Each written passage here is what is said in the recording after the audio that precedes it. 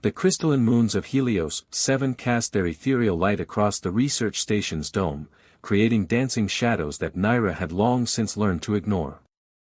Her iridescent scales shifted colors slightly as she adjusted the environmental controls for the 7th time that cycle, her four-fingered hands moving with practiced precision across the holographic interface. The station, her home for the past 3 stellar cycles, was slowly falling apart despite her best efforts. Naira belonged to the Etherian species, known across the galaxy for their connection to botanical sciences and their natural affinity for understanding complex biological systems.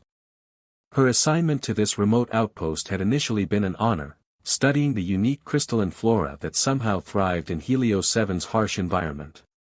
Now it felt more like exile. Atmospheric stabilizer malfunction in Sector 4, the station's AI announced in its characteristically monotone voice. Naira's bioluminescent markings pulsed with frustration as she watched another system failure indicator light up her console. Of course, she muttered, her translator automatically converting her native clicks and trills into standard galactic common. Because why would anything work properly on this forgotten rock? She gathered her repair kit, knowing full well it wouldn't be enough. The station needed a complete overhaul, but the Celestial Confederation considered this outpost too insignificant to warrant such expenses. The warning klaxon suddenly blared to life, its harsh tone echoing through the empty corridors. Multiple system failures cascaded across her screens, and Naira felt her heart rates accelerate. This was beyond her ability to fix, beyond anyone's ability to fix without proper equipment and support.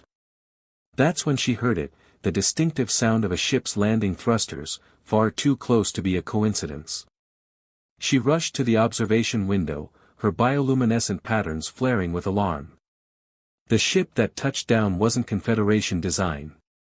It was smaller, more compact, with the telltale signs of human engineering. Humans weren't supposed to be in this sector. Their presence here violated at least 3 different treaties, but as Naira watched the ship's hatch open, she found herself more curious than afraid. A figure emerged, moving with purpose through the crystalline dust storm that had begun to rise. The human wore what appeared to be heavily modified environmental gear, but made no aggressive moves. Instead, they headed straight for the station's main power coupling, the exact component that had been giving her the most trouble.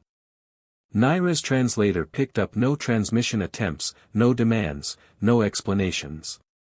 She should have activated the defense systems. She should have called for Confederation support. She did neither. Something about the humans' deliberate movements, the way they immediately began working on the power coupling without hesitation, made her pause. Through the observation window, she watched as the humans' hands moved with incredible speed and precision, making adjustments that she had been requesting maintenance for over a cycle. Within minutes, the power fluctuations stabilized. The warning klaxon fell silent. Naira made her way to the airlock, her scientific curiosity overriding protocol. The human was already walking back to their ship when she emerged, but stopped at the sound of the airlock cycling. They turned, and through their environment suit's visor, Naira saw eyes the color of Helios 7's sunset. "You should have requested clearance," she said, her translator rendering her words clearly despite the wind. "This is a restricted Confederation facility." The human tilted their head slightly, then reached up to activate their own translator. "Your atmospheric processors were about to fail. Clearance takes time. Time you didn't have." The voice was deep, calm, carrying no threat despite the violation of international space law they were currently committing. "Who are you?" Naira asked, her patterns shifting to display her mixture of gratitude and suspicion. The human paused, then reached up to clear some of the crystalline dust from their visor. "Just someone who likes fixing things that deserve to keep working." They gestured toward the station. "You've done well, keeping it running this long. But everyone needs help sometimes, even if they're not supposed to ask for it." Before Naira could respond, the human turned and walked back to their ship. She watched as they lifted off, disappearing into the storm-darkened sky as quickly as they had arrived. It wasn't until hours later, as she was reviewing the newly functioning systems, that she found it, a small toolkit, left precisely where she would find it, filled with equipment she had been requesting for cycles. And beside it, a simple note in galactic common: some things are worth breaking rules for. Naira's patterns rippled with colors she hadn't displayed in cycles. She knew she should report this. She knew there would be consequences if she didn't. Instead, she picked up the toolkit and began to learn its secrets, wondering when its provider might return. 3 cycles had passed since the human's unexpected visit, and Naira found herself cataloging the changes like she did her botanical specimens. The station hummed with renewed efficiency, but that wasn't what kept drawing her attention. It was the small signs that someone had been there while she slept. A corroded valve replaced in the hydroponics bay. A newly calibrated atmospheric sensor. Even her favorite observation chair, its joint once creaking with age, now swiveled silently. Each repair carried the same signature: precise, efficient, and completely unauthorized. The human never appeared when she was watching. She'd checked the perimeter sensors, but they showed nothing. Yet somehow, they slipped past every security measure the Confederation had installed. The only proof of their visits were the fixes themselves and the occasional object left behind: a power cell with a handwritten note about proper calibration, a rare spice from Earth that somehow made her standard rations taste better. "I know you're here," she announced to the empty corridor one night, her bioluminescent patterns creating dancing shadows on the walls. "Your stealth systems are good, but you forgot about thermal residue." A soft chuckle echoed from somewhere behind her. "Didn't forget. Just figured you'd prefer solving the puzzle yourself." The humans stepped out from a maintenance alcove, still wearing their modified environment suit, but with the helmet tucked under one arm. Naira finally got her first clear look at them. The human's face bore marks of experience: a scar along the jaw, eyes that had seen too many stars, and hair the color of Helios 7's crystalline formation streaked with silver. "You have a name, mysterious repair phantom." "Finn," they said, running a hand through that silver-streaked hair. "Though repair phantom has a nice ring to it." Their eyes crinkled at the corners with amusement. "Why are you helping me, Finn?" Naira's patterns shifted to display her curiosity, creating ripples of blue-green light across her scales. "This sector is off-limits to humans." "The Confederation dash." "The Confederation left you here with failing equipment and expects you to keep producing research," Finn interrupted, pulling a diagnostic tool from one of their many pockets. "They're good at that, expecting miracles while providing minimum support." Naira watched as they began checking the nearby environmental controls. "You sound like you're speaking from experience." "Maybe." Finn's hands moved with practiced ease across the panel. "Or maybe I just don't like seeing someone fight a losing battle alone. Especially someone who cares enough to keep trying." "I could report you," Naira said, but her patterns betrayed her lack of conviction. Finn smiled without looking up from their work. "But you won't. Because you're curious. About why I'm here, about what I know, about whether humans are really as dangerous as the Confederation claims." They finished their adjustment and turned to face her. "And because you've already used the spices I left." Naira's patterns flickered in embarrassment. The food synthesizer's flavor matrix was clearly malfunctioning. "I was conducting a scientific comparison." "Of course," Finn agreed seriously, though their eyes sparkled. "Very scientific. Did you reach a conclusion?" "Earth cuisine is intriguing," she admitted. "Though your note about the hot sauce could have been more specific about its effects." Finn laughed then, a genuine sound that seemed to fill the empty station with life. "Sorry about that. I forget not everyone's taste buds are calibrated for capsaicin." They worked in comfortable silence for a while, Finn making adjustments while Naira pretended to review her research data. She found herself studying their movements instead, noting how they seemed to understand the station's systems intuitively. "You've worked on Confederation technology before," she said finally. It wasn't a question. Finn's hand stilled for a moment. "What makes you say that?" "You know our systems too well. This isn't just mechanical aptitude, you understand the design philosophy, the redundancies, even the quirks. Naira's patterns pulsed with intensity. You were part of the exchange program, weren't you? Before the diplomatic breakdown. Clever, Finn said softly, still focused on their work. But you're asking questions that could get us both in trouble. We're already in trouble, Naira pointed out. You by being here, me by not reporting you. We might as well understand why. Finn straightened up, tucking their tools away. Some answers are dangerous, Naira. Not because they're secret, but because they change how you see everything that comes after. They pulled something from another pocket, a small data crystal that glowed with an inner light. Like why this station's really here, and why they put their best xenobotanist on what they called a low-priority assignment. Naira's patterns shifted to alarm colors. What are you talking about? Check the crystal when you're ready, Finn said, placing it on the console. But know that once you do, you can't go back to not knowing. They started walking toward the exit. Wait, Naira called after them. Will you come back?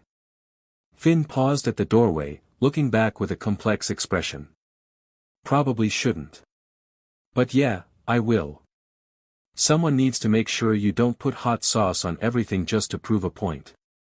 After they left, Naira stood staring at the data crystal for a long time, her patterns swirling with conflicting emotions. She knew she should destroy it, report the breach, request a transfer.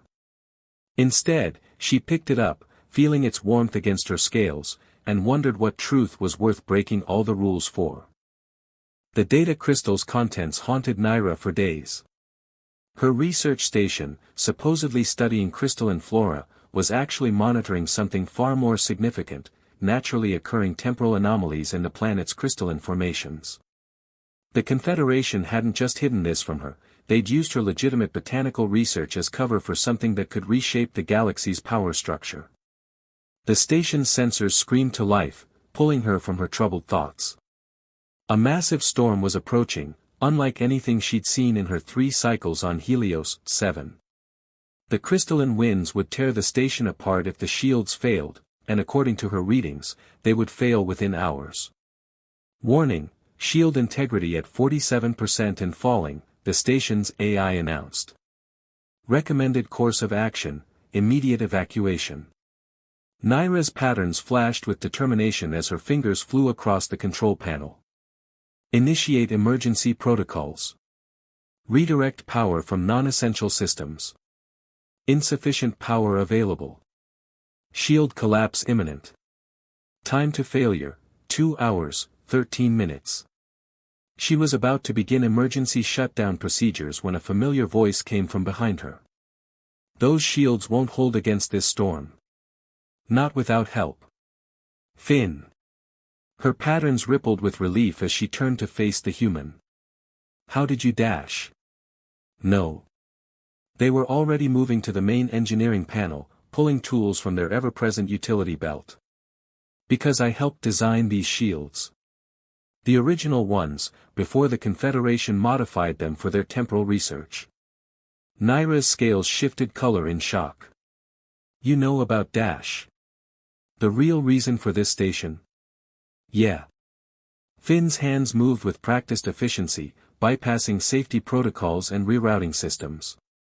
Read the crystal, did you? Good. Makes this conversation easier. They paused, looking at her seriously. But we need to talk about what wasn't in that crystal. The station shuddered as another wave of crystalline particles battered the shields. Finn cursed under their breath, a word her translator couldn't quite catch. Help me with this first. Those temporal anomalies. They're not natural. They're echoes of something the Confederation did here, decades ago. Something they're still trying to cover up. Working together, they began reinforcing the shield grid. Naira found herself moving in perfect sync with Finn, anticipating their needs, understanding their improvised modifications without explanation. You were more than just part of the exchange program, weren't you? Finn nodded, sweat beading on their forehead as they rerouted power through a jury-rigged converter. I was head of the Joint Human Confederation engineering team. Until I discovered what they were really working on. They looked up at her, eyes intense. Time weapons, Naira. They were trying to develop weapons that could erase entire civilizations from history. The revelation hit her like a physical blow, her patterns cascading into chaos colors. That's impossible. The Confederation would never dash. They did. And when the human delegation found out, instead of withdrawing quietly like they were supposed to, they destroyed the research facility. Right here, where your station now stands. Finn's voice was tight with old pain. The Confederation covered it up, claimed we were the aggressors, used it as an excuse to restrict human expansion.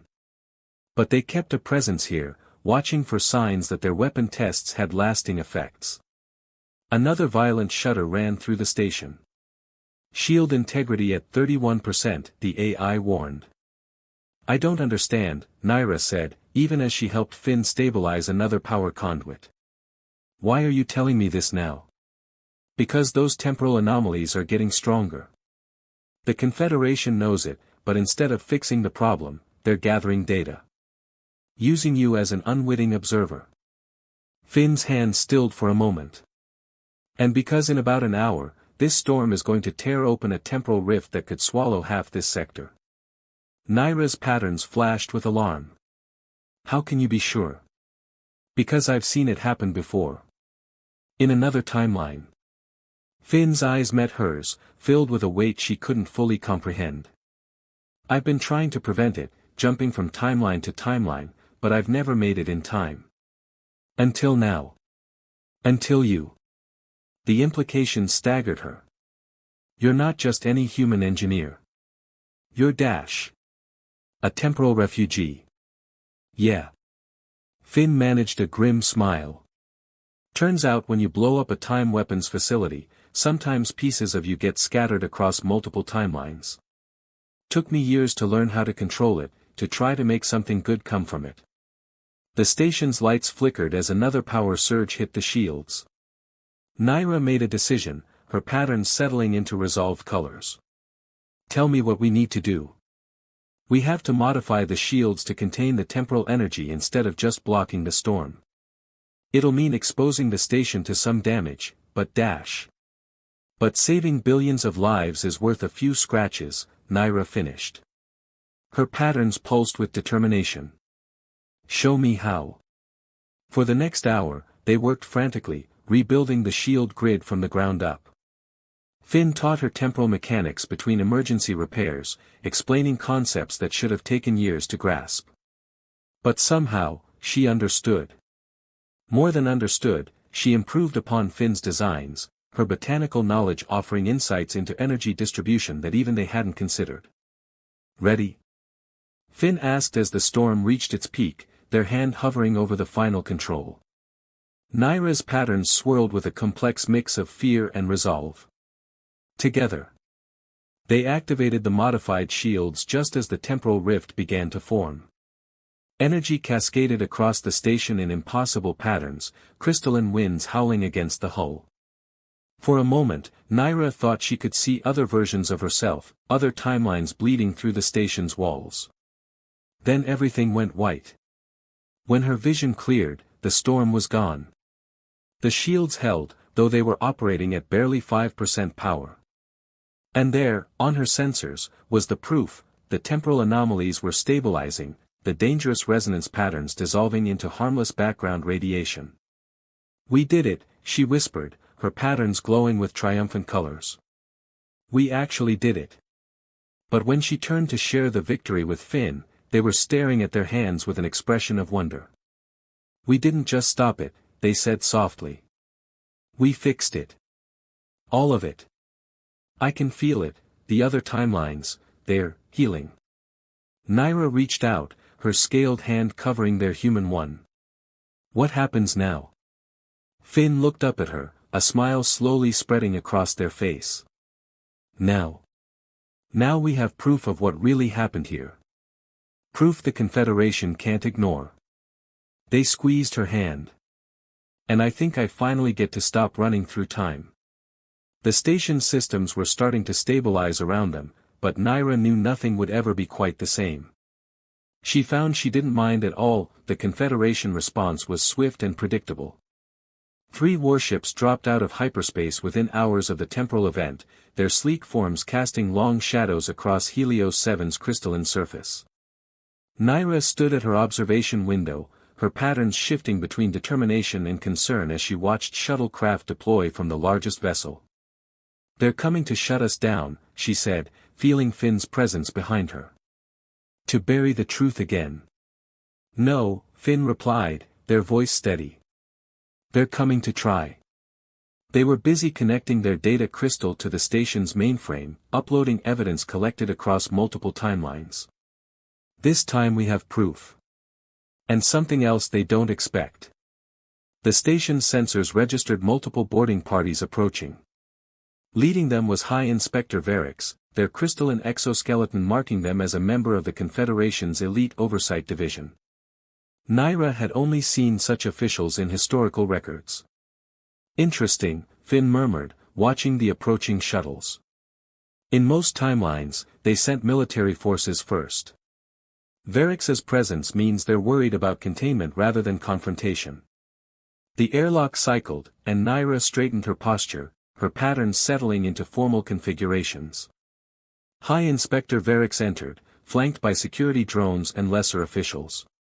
Their crystalline form caught the station's light, creating prismatic patterns that almost mimicked Naira's own bioluminescence. "Researcher Naira," Varix's harmonics resonated through the chamber. "You are hereby relieved of duty for harboring a known terrorist and compromising Confederation security protocols." Their faceted eyes turned to Finn. "And you, human designate Finn Kronos, are under arrest for temporal crimes against the natural order." Finn stepped forward, seemingly unconcerned by the weapons trained on them. "Still using that story, Varix? Even after all these years?" They held up a small device, its surface covered in temporal readouts. "Want to tell them what really happened at the original facility? Or should I?" "You destroyed a research installation," Varix stated, but there was an edge of uncertainty in their harmonics. "You violated Dash." "I stopped you from erasing an entire species from existence," Finn interrupted. "The Argoth. Remember them?" "Of course you don't, in this timeline, they still exist. But I remember the timeline where you tested your weapon on their homeworld. 7 billion souls, gone in an instant. Not killed, never born." Naira's patterns flashed with horror as she processed this. "The Argoth are one of our oldest allies. You would have Dash." "It was deemed necessary," Varix said, their crystalline form dimming slightly. "The projections showed they would eventually challenge Confederation authority. We sought only to preserve peace. By committing genocide across time itself," Finn's voice was cold.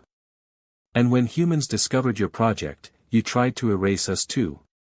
But something went wrong, didn't it? The temporal backlash scattered pieces of me across multiple timelines. Gave me the ability to try to make things right, over and over, until I finally found the right moment, the right ally." They smiled at Naira. Varix's security drones moved forward, weapons charging. "This is sedition. These claims Dash are backed by data from 17 different timelines," Naira interrupted, her patterns blazing with conviction. "Data that's already been transmitted to every major scientific institution in the galaxy. Temporal readings, weapons signatures, project documents, even your own reports, High Inspector." "Impossible," Varix's harmonics cracked. "Our security Dash was designed to prevent normal data breaches," Finn said. "But we had something you didn't account for. A xenobotanist who understood how to encode data in crystalline structures, making it virtually indistinguishable from the background radiation you've been so carefully monitoring." Naira stepped forward, her patterns forming complex equations. "The crystalline flora I've been studying? They're natural temporal storage devices. Perfect for preserving data across timeline alterations. We've spent the last 6 hours uploading everything through my research network. Every university, every research station, every independent scientific outpost has it now. The security drones wavered, their targeting systems confused by conflicting orders as Varix's crystalline form fluctuated with distress. You don't understand the consequences. No, you don't understand, Finn's voice carried the weight of countless repeated histories. I've lived through the consequences. I've seen worlds blink out of existence. I've watched species vanish mid-sentence. No more. The Confederation Council will never accept Varix began, but a new voice cut through the chamber. The Council has already accepted.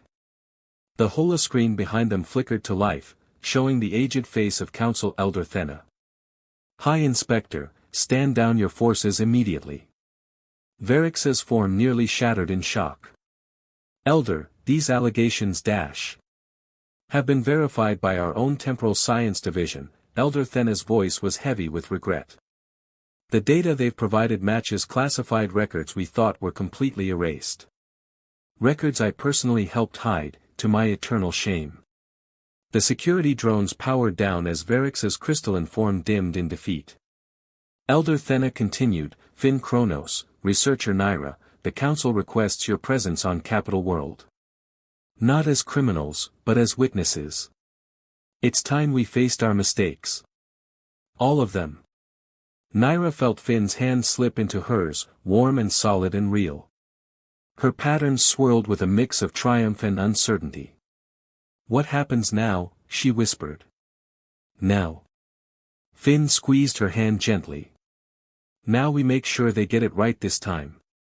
All timelines, all species, working together instead of against each other. They looked at her, eyes crinkling with that familiar warmth. Think you might want to help with that? Naira's patterns shifted to colors she'd never displayed before, ones that spoke of hope and possibility and futures yet to be written. Someone has to make sure you don't try to fix temporal mechanics with hot sauce. Even as Varix's forces withdrew and arrangements were made for their journey to Capital World, Naira realized something profound had changed. Not just in the timeline, not just in galactic politics, but in the space between species, between hearts. Sometimes the biggest changes in history started with the smallest acts of compassion, like fixing a broken station, sharing a meal, or reaching across the divide to take someone's hand. The Capital World's central chamber stretched toward the stars, its crystalline spires reflecting the light of 3 suns. Naira stood before the full Confederation Council, her patterns steady and clear as she presented the final evidence of their temporal research.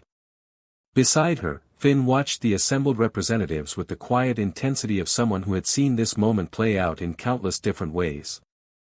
The temporal anomalies have been fully stabilized, she concluded, her scientific training evident in every precise word.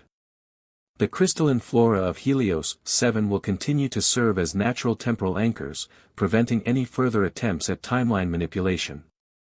The council chamber erupted in discussion, hundreds of species debating in dozens of languages. Elder Thena raised a gnarled hand for silence. And what of the human temporal technology? The abilities that Finn Kronos still possesses? Finn stepped forward, their presence drawing all eyes. My condition is unique, a product of being shattered across multiple timelines. It can't be replicated, and it's already fading. They smiled slightly. Turns out when you fix the timelines, you lose the need to jump between them. Yet you chose to reveal everything now, a counselor from the Argot delegation spoke, their phosphorescent form brightening with interest. Why not prevent the weapon's development in the first place? Because some changes need to be remembered to be meaningful, Finn replied. Erasing the mistake doesn't erase the potential for it to happen again. What matters is how we move forward.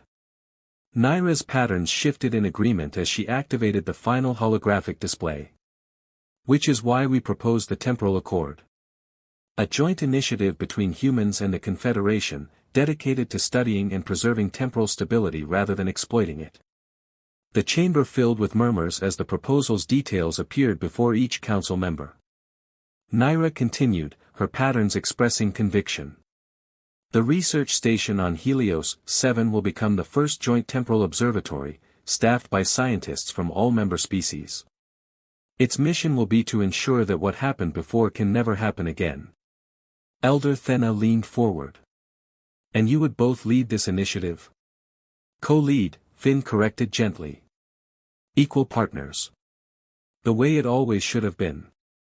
The voting took hours, each species contributing their voice to what would become one of the most significant decisions in galactic history. When the final tally was displayed, Naira's patterns burst into colors of joy and relief. Unanimous approval. Later, standing on one of the capital world's floating observation decks, Naira and Finn watched the sunset paint the crystalline cityscape in shades of gold and purple. You knew we'd succeed, she said, not quite a question. Actually, no, Finn admitted, leaning against the railing. This is new territory. In all the timelines I visited, I never made it this far. Never found the right partner to make it work. They turned to look at her, their eyes reflecting the dying sunlight. Never had a reason to stop running. Naira's patterns softened into the gentle bioluminescence she now displayed only around them. And now? Now I think I finally understand what I was really looking for across all those timelines. Finn reached out, their fingers gently tracing one of her luminescent patterns. Not just a way to fix the past, but a way to build a better future. Even if that future includes dealing with Confederation bureaucracy and managing a research station full of scientists from a dozen different species. Her patterns flickered with amusement. Especially then. Finn laughed. Though I do have one condition for accepting the position. Oh. We're installing a proper coffee maker. One that doesn't produce that gray sludge you've been pretending to enjoy. Naira's patterns rippled with mock offense. I'll have you know that gray sludge is an acquired taste. Besides, you're the one who introduced me to hot sauce. And you're the one who put it in the atmospheric processors as an experiment. The plants showed increased growth rates. The entire station smelled like peppers for a week. They both laughed, the sound carrying across the observation deck and mixing with the evening wind. Below them, the city was coming alive with lights, each one representing a story, a possibility, a future that might not have existed without their intervention. You know, Naira said thoughtfully, in all our discussions about temporal mechanics and political implications, we never really talked about what happens next. For us. Finn was quiet for a moment, considering. In all the timelines I've seen, all the possibilities I've lived through, I've learned one thing. The future that matters most is the one you choose to build. They held out their hand. Want to build one together? Naira's patterns shifted to those new colors again, the ones that had no name in any language but spoke of hope and possibility and things yet to come. She took their hand, feeling the warmth of it against her scales. Someone has to make sure you don't try to fix the space-time continuum with duct tape. That was one time. In how many timelines? Their laughter echoed across the capital world spires, a sound of joy and promise and new beginnings. Above them, the stars wheeled in their ancient patterns, unchanged by temporal manipulation or political machinations. Below, the city pulsed with life and possibility. And there, on a floating observation deck between earth and sky, two beings from vastly different worlds stood together, proving that sometimes the greatest discoveries aren't made in laboratories or council chambers, but in the quiet spaces between hearts. The next morning would bring challenges, setting up the new temporal observatory, integrating research teams, establishing protocols. But for now, they simply existed in this moment, this timeline, this choice. And for the first time in longer than they could remember, both Naira and Finn felt truly, completely present in their own story.